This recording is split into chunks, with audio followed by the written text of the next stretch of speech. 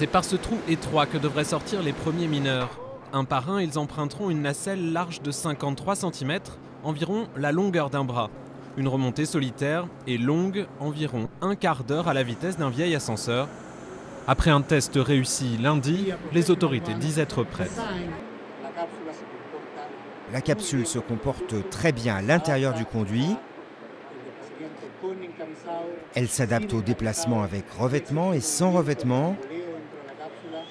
Il n'y a pas beaucoup de mouvements de balancement, pas même de chute de poussière dans le conduit. Les hommes les plus habiles remonteront en premier. À eux d'improviser si la nacelle se bloque. Suivront les plus faibles et enfin les plus forts. Un choix effectué par des sauveteurs qui descendront eux-mêmes au fond du puits. Au total, l'opération pourrait durer jusqu'à 48 heures.